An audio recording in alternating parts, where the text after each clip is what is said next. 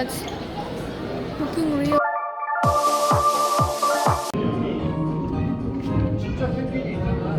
Penguins are my favourite aqua animal और इनके बहुत से इंटरेस्टिंग फैक्ट्स हैं। जिस तरह के पेंगुइन्स के तीत नहीं होते और ये पेंगुइन्स सिर्फ और सिर्फ साउदर्न हेमिस्फेयर में पाए जाते हैं और इन पेंगुइन्स की 18 स्पीशीज़ होती हैं और पेंगुइन बेसिकली ऑस्ट्रेलिया से ओरिजिनेट किए गए थे। इसके अलावा the smallest penguin is only a foot. Penguins के लिए टेम्परेचर सब कुछ है। इनके वाटरप्रूफ फीदर्स इनको अलाउ करते हैं कि वो ठंडे भी रहें और गर्म भी रहें, लेकिन ठंडा रहना इन पेंगुइन्स के अहम पेशों में से है। तो मैंने यहाँ पर पेंगुइन्स की एक क्यूट मोमेंट देखी जिसको मैंने रिकॉर्ड कर लिया और इस क्यूट और मेमोरेबल मोमेंट को ना तो सिर्फ मैं रिकॉर्ड कर रही थी बल्कि वहाँ पर मौजूद जितने भी लोग थे वो इस क्यूट मोमेंट को रिकॉर्ड कर रहे थे।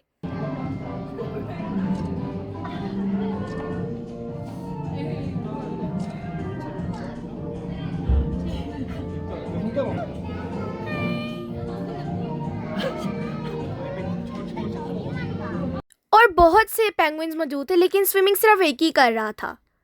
पेंगुइन की 3D पिक्चर भी उन्होंने दिखाई हुई थी और ये रहा वो सेक्शन जहाँ पर हम लोग पेंगुइन्स को कोई भी मैसेज राइट करके दे सकते हैं। मैं और मेरी कज़न अपने अपने मैसेज लिख रहे थे ताकि हम लोग ये पेंगुइन को पहुँचा सकें। ये सुनने में बहुत वियर्ड लगता है लेकिन बहुत से लोग थे जो राइट कर रहे थे अपने अपने मैसेजेस।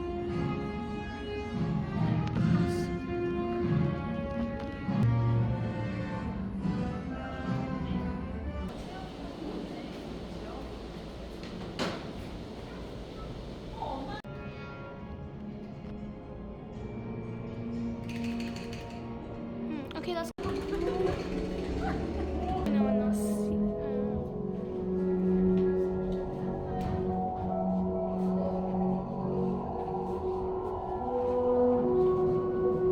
ये इन्होंने बहुत इंटरेस्टिंग सा अंडर वाटर टनल बनाया हुआ था जिसमें बहुत से एनिमल्स थे और ये रही मेरे कज़न का फेवरेट सी एनिमल और मेरे कज़न के पास एक उसके घर में भी था।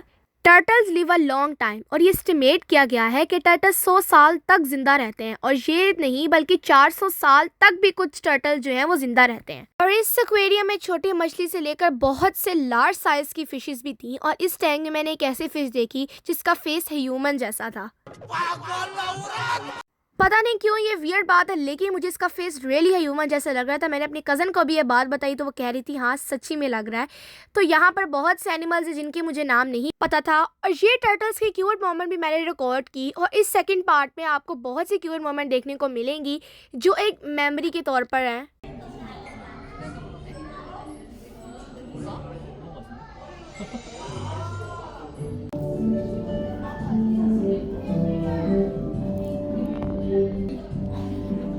And this is the best part of my tour. Literally यहाँ पर बहुत से लोग जमा थे जो अपनी अपनी पिक्चर्स बना रहे थे।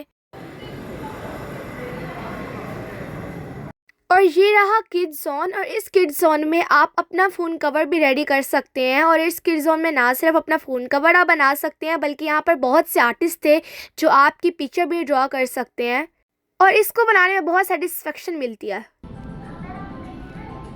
सो बेसिकली मेरी कज़न का फ़ोन डेड हो चुका था तो वो मुझे कह रही थी कि तुम अपने फ़ोन से मेरी पिक्चर्स बना लो। सो ये एक्वेरियम बहुत इंजॉयबल है। अगर आप भी कभी कोरिया हैं तो इस एक्वेरियम को ज़रूर विज़िट करिएगा क्योंकि यहाँ पर बहुत से ऐसे एनिमल्स हैं जो आप पहली दफ़ा देखेंगे। इस एक्वेरियम से बाहर निकलने से पहले एक बहुत प्यारा सा एक स्टोर था जहाँ पर जितनी भी चीज़ें थी वो सारी एक्वेरियम से रिलेटेड थी। सारे आपको सी एनिमल्स और सी थिंग्स मिलेंगी और इसकी अच्छी बात ये कि वो चीज़ें जो आप बाय करना चाहते हैं उसके सैंपल ऑलरेडी उधर मौजूद होते हैं पर इन चीज़ों के पैसे आपको अलग देने पड़ते हैं। वो जो टिकट आपने दी होती है इस एक्वेरियम में इंटर होने के लिए वो टिकट से आप ये सारे टॉयज़ नहीं बाय कर सकते। यहाँ हमने बहुत सी प्यारी प्यारी चीज़ें देखी थी जो दिल तो कर रहा था कि हम लोग बाय कर लें लेकिन वो सारे पैसे जो मेरी कज़न के पास ऑलरेडी थे वो हमने फ़ोटोशॉप में ही। लास्ट टाइम जब मैं आई थी तो मैंने एक ट्रांसपेरेंट फ़ोटो एल्बम लिया था। तो ये जो आप देख रहे हैं रिलेटेड टू एक्वेरियम ये मुझे भी नहीं पता कि ये क्या था लेकिन इसकी प्राइस थी 14,000 वॉन और यहाँ और भी काफ़ी क्यूट थिंग्स थी जो एक्वेरियम से रिलेटेड थी। उसके बाद हम लोग एक्वेरियम से चेकआउट कर गए थे। एक्वेरियम से बाहर निकलने के बाद जो मेरे समझून थे वो हमें ले गए थे सोल स्काई और ये लोते वर्ल्ड सोल स्काई बहुत फेमस जगह है और यहाँ पर मैंने काफ़ी टूरिस्ट देखे थे जो डिफरेंट कंट्रीज से थे लाइक इंडिया, अमेरिका। इस सोल स्काई में डिफरेंट जगह पर फोटोग्राफर्स होते हैं जो आपकी पिक्चर्स बनाते हैं और ये पिक्चर्स आप बाद में गूगल से डाउनलोड कर सकते हैं इस सोल स्काई के लिंक से। इस सोल स्काई से पूरे सोल का व्यू आता है। इसी वजह से हम भी पूरा सोल देखने के लिए सोल स्काई की बिल्डिंग पर चले गए।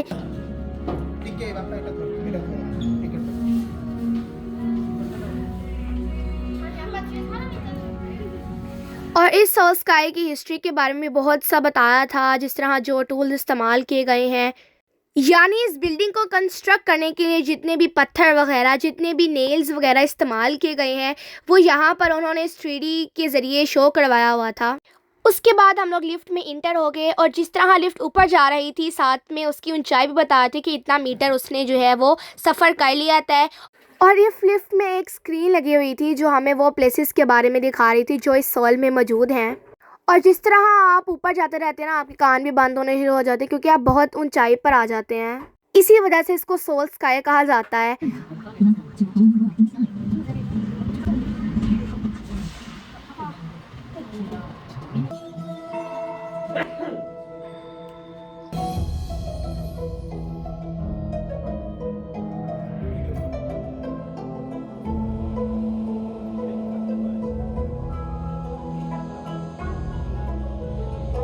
लोटे वर्ल्ड टावर की 123 फ्लोर है, 555 मीटर की बुलंदी है। ये सोल स्काई लोटे वर्ल्ड टावर के टॉप पर लोकेटेड है और ये दुनिया की 5वीं टॉलेस्ट बिल्डिंग है जिसमें 123 फ्लोर है और 555 मीटर बुलंदी है। और क्योंकि ये साउथ कोरिया की सबसे टॉलेस्ट बिल्डिंग है, तो ये वाहिद ऐसी जगह है जहाँ पर काफ़ी ज़्यादा लोग इसको ऑब्जर्व करने आते हैं। और ये जगह सोल में ही लोकेटेड है क्योंकि सोल अपनी ब्रिलियंट हिस्ट्री और डायनामेटिक मॉडर्न कल्चर की वजह से फेमस है।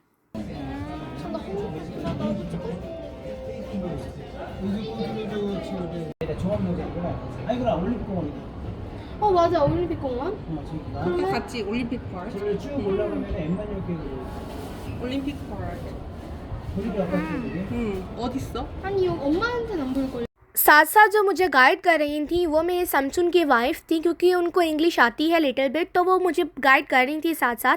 और ये बिल्डिंग इतनी लार्ज है कि इसमें जो कार्स थी जो कि एक रोड पर चल रही थी, वो साइज़ में एक चूंटी के बराबर लग रही थी। और जो ऊपर का टेम्परेचर था वो यहाँ पर गिवन था 118 फ़ारेनहाइट। और सबसे मेमोरेबल बात ये कि हम लोग उस टाइम पर इस सोल स्काई के ऊपर गए थे जब सनसेट हो रहा था, तो वो होता हुआ बहुत प्यारा लग रहा था। अगर हम इस सोल स्काई में रात के वक्त जाएं तो सोल में जितनी भी लाइटिंग्स होती हैं ना, वो सारी नज़र आ रही होती हैं, तो वो भी बहुत प्यारे लगते हैं। सोल में काफ़ी ज़्यादा रिवर्स हैं और इस बिल्डिंग से वो काफ़ी रिवर्स नज़र आ रहे थे जो इस सोल में मौजूद हैं।